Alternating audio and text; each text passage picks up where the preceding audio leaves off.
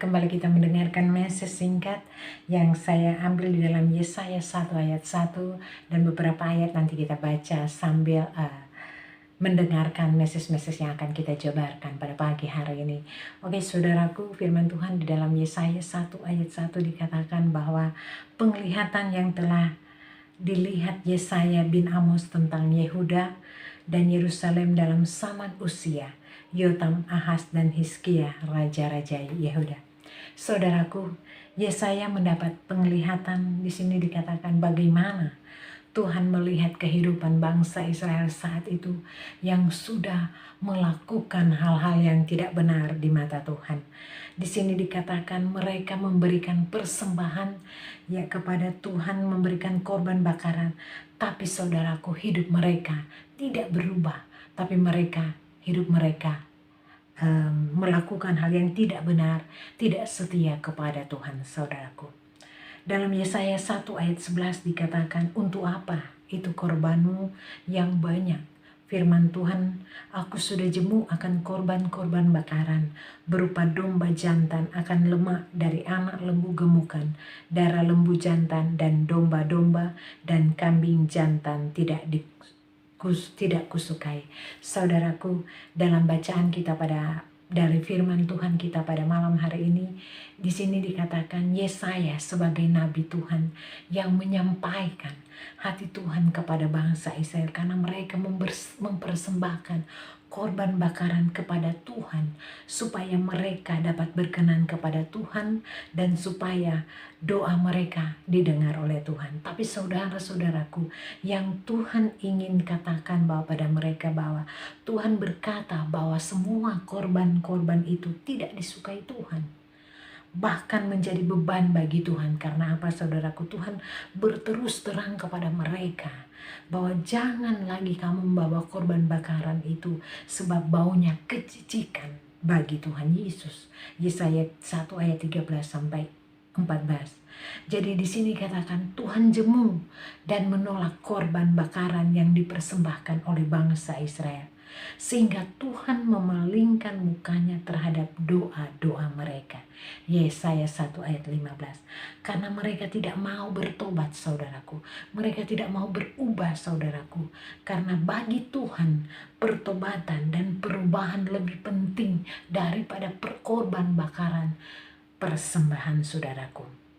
Saudaraku, melalui teguran Nabi Yesaya ini Tuhan menghendaki supaya bangsa Israel berhenti melakukan hal-hal yang jahat. Yesaya 1 ayat 16-17. Dan yang Tuhan berjanji untuk mengampuni mereka. Seperti yang dikatakan di dalam Yesaya 1 ayat 18, dia berkata, marilah, baiklah kita berperkara firman Tuhan, sekalipun dosamu merah seperti kirmisi akan menjadi putih seperti salju, sekalipun berwarna merah seperti kain kesumba akan menjadi putih seperti bulu domba. Ini janji Tuhan kita apabila kita mau berubah untuk mendengar, mentaati dan meresponi akan teguran Tuhan. Saudaraku, firman Tuhan berkata bahwa Tuhan akan memberkati kita dan memberi kita makan dari hasil yang terbaik. Coba kita baca di dalam Yesaya 1 ayat 19.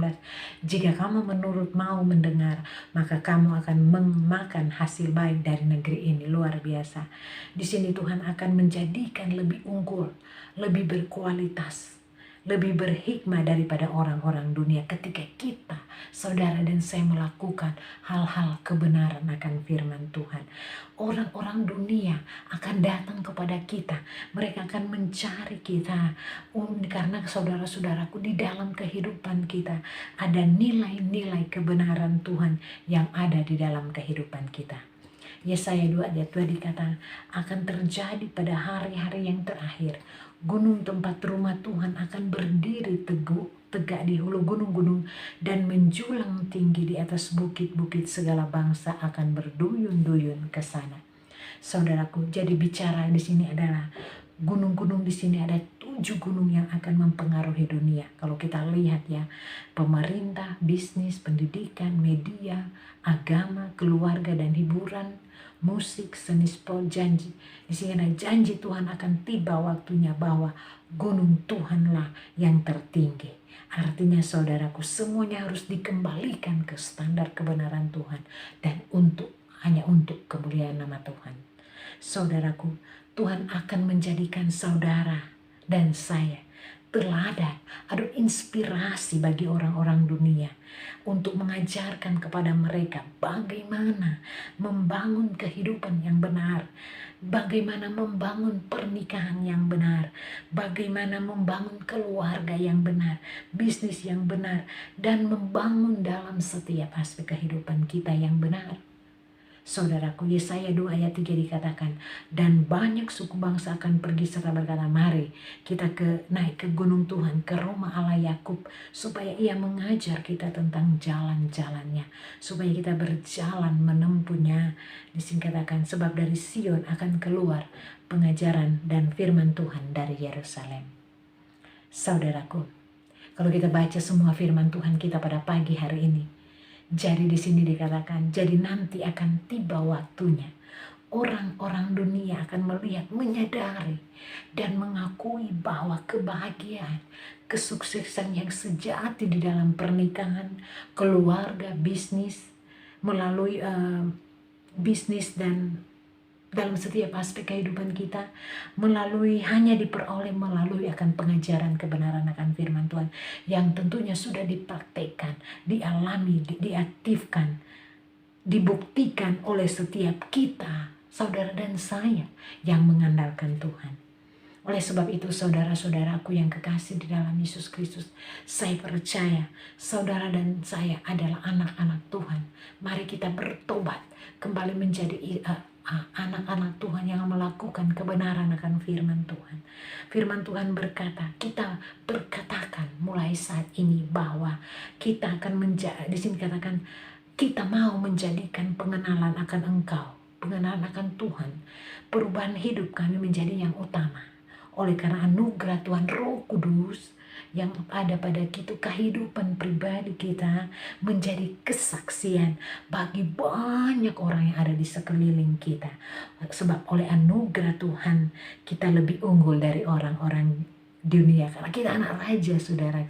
Mereka melihat kelebihan kita, orang-orang yang melakukan akan kebenaran akan firman Tuhan.